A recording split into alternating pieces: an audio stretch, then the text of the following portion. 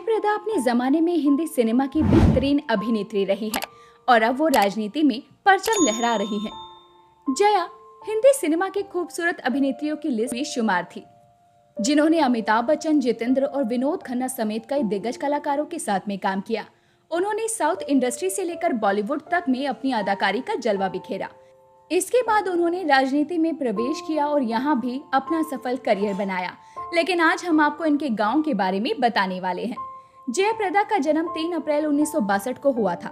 जया का असली नाम ललिता रानी है। उनका जन्म आंध्र प्रदेश के एक छोटे से गांव राजमुंद्री में हुआ था। उनके पिता कृष्णा तेलुगु फिल्मों के वितरक थे। जया का जन्म एक मध्यम वर्गीय परिवार में हुआ था। आज वो करोड़ों की मालकिन है, लेकिन क्या आप जानते हैं कि कभी उन्हें अपनी पहली कमाई के रूप में महज 10 रुपए की फीस मिली थी। दरअसल जया बचपन से ही डांस में माहिर थी। 14 साल की उम्र में उन्होंने अपने स्कूल में नृत्य की प्रस्तुति दी थी।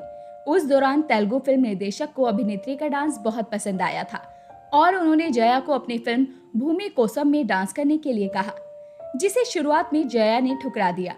हालांकि अपने पिता के कहने पर उन्होंने फिल्म में डांस किया। इस दौरान उन्हें फीस के तौर पर महज 10 रुपए मिले थे। 14 साल की उम्र से ही जया तेलुगु फिल्मों में डेब्यू कर चुकी थी। इसके बाद वो कई साउथ की फिल्मों में नजर आई। फिर साल 1980 में उन्होंने बॉलीवुड का रुख किया और सरगम के जरिए हिंदी सिनेमा में डेब्यू किया। हिंदी सिनेमा में उनकी पहली फिल्म ही सुपरहिट साबित हुई, जिसके बाद जया बॉलीवुड की बेहतरीन अभिनेत्रियों की लिस्ट में भी शामिल हो गई।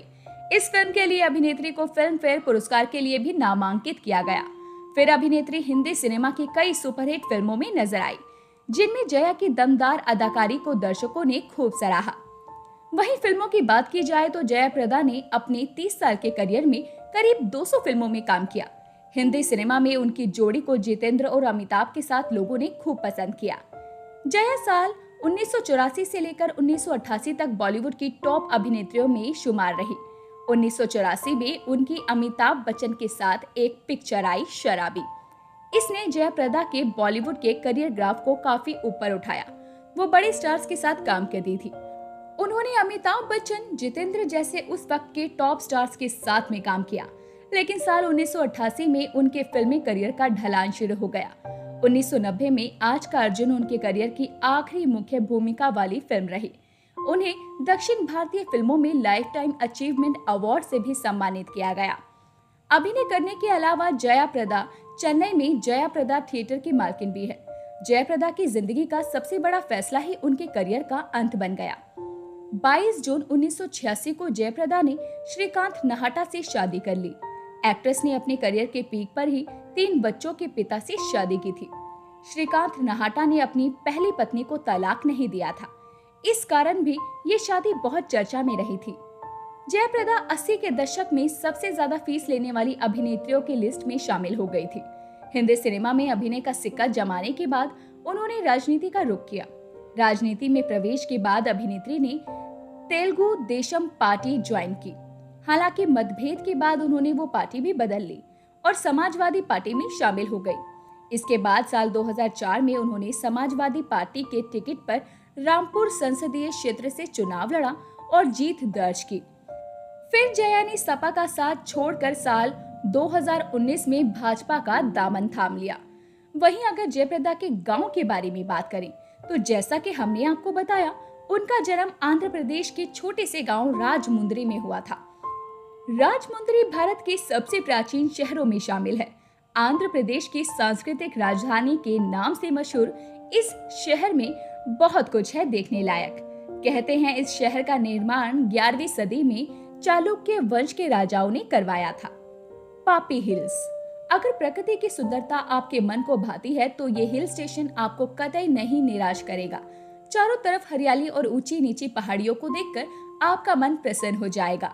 गोदावरी नदी के तट पर बसे इस शहर में बहुत कुछ देखने के लिए है। कादिया पुल्लक। राजमुंद्री शहर में बहुत सी चीजें देखने के लिए है। इन्हीं में से एक है कादिया पुलंक। ये जगह शहर से 8 किलोमीटर दूर बनी है। ये एक छोटा सा गांव है जहां पर फूलों की खेती होती है। दूर दूर से सैलानी यहाँ पर फूलों की बहुत सी किस्मों को देखने आते हैं। मोगरा, लिली, गुलाब के अलावा यहाँ पर सजावटी फूलों की भी खेती की जाती है। गोदावरी नदी की सैर। राजमुंदरी की सैर बिना गोदावरी नदी को देखे पूरी नहीं हो सकती। पहाड़ों और हरे भरे पौधों से सराबोर इस नदी के नजारे देखने के लिए आप क्रूज या बोटिंग का मजा ले सकते हैं। गोदावरी नदी के ऊपर ही एशिया का सबसे लंबा पुल बना है। 28 खंभों पर बने इस पुल की लंबाई 2.7 किलोमीटर है। कोटि लिंगेश्वर मंदिर। प्राकृतिक नजारों के साथ ही यहाँ पर बहुत से प्राचीन मंदिर भी बने हुए हैं। इन मंदिरों में से एक है कोटि लिंगेश्वर मंदिर। इस मंदिर के बारे में कहा जाता है कि यहाँ पर रावण ने भगवान शिव की पूजा करके उन्हें प्रसन्न किया था। इस मंदिर में शिवलिंग है जिसकी पूजा करने के लिए दूर दूर से सैलानी आते हैं। इस मंदिर की वास्तुकला देखने लायक है। तो दोस्तों अभी के लिए बस इतना ही। मिलते हैं आपसे अगली वीडियो में। तब तक अपना ध्यान रखिए। Bye bye.